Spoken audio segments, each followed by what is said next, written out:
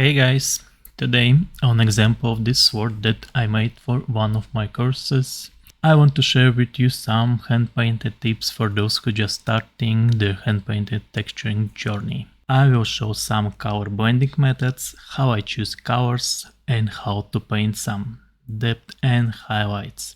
Let's jump in. At first, let me show what you can do with your pen pressure.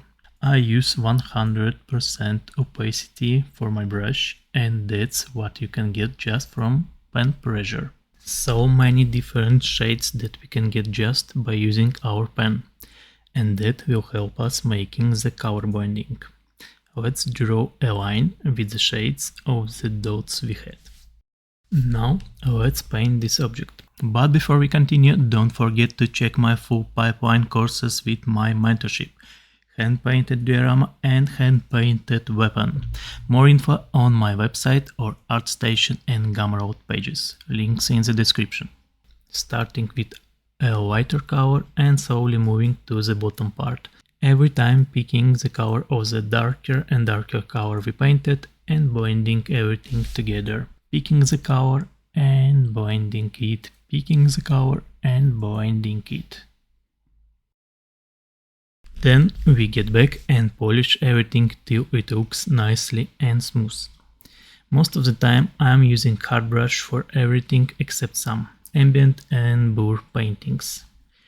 During the color blending you can also get some nice metal, dents and other texture details. But please don't paint horizontally and vertically at once. That will be some little mess and we don't want that.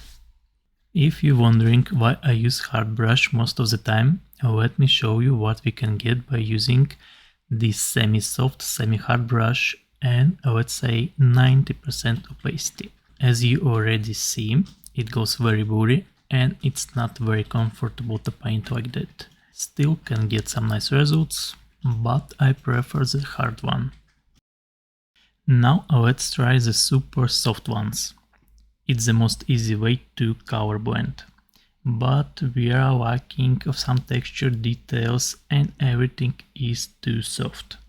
Maybe for some styles it can work nicely.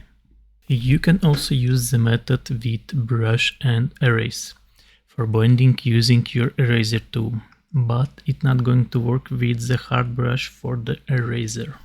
And as an artist, it's much better to master the pen pressure skills. Also, you will need it to make a nicely looking 3D sculpt. And now let me share some tips about choosing the colors. So at first, make sure you are not staying at similar color range and not changing anything.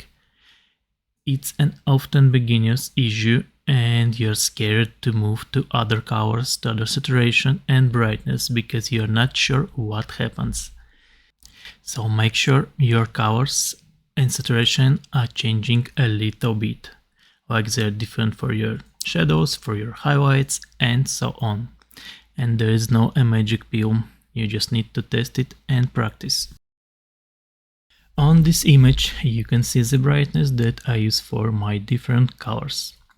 For base colors I prefer to start with something dark and then color blend it with the lighter colors.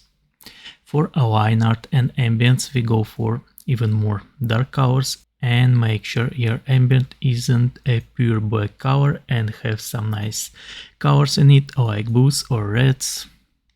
For highlights, I just not go over the emissive and a fixed color brightness that are used in game for different like special effects and glowing objects. Sometimes you can go for less bright highlights or use more saturated and bright ambient colors. Depends on the style you want to get.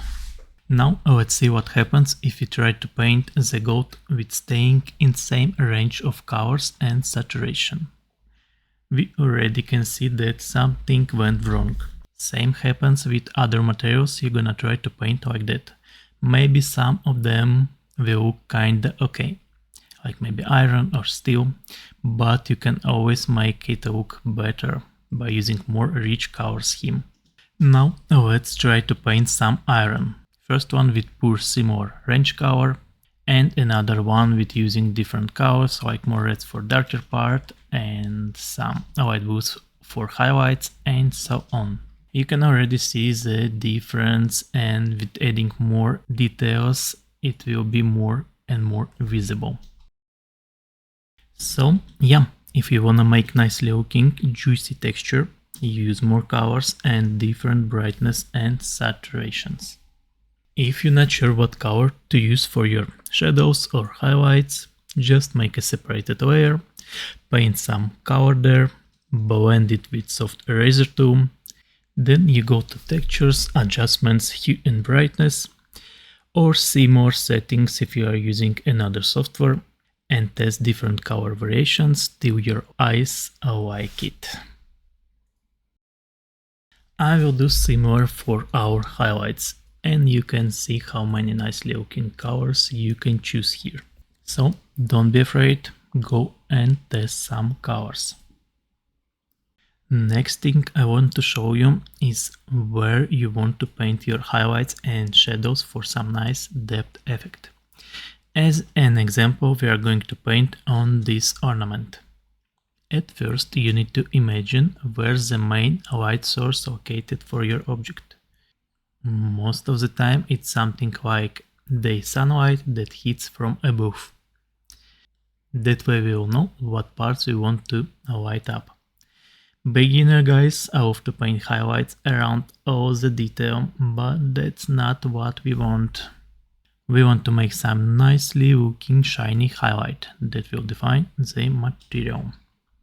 Hope you guys enjoyed the video, don't forget to subscribe, and if this video hits 1000 likes, I will do the second part and maybe even the third.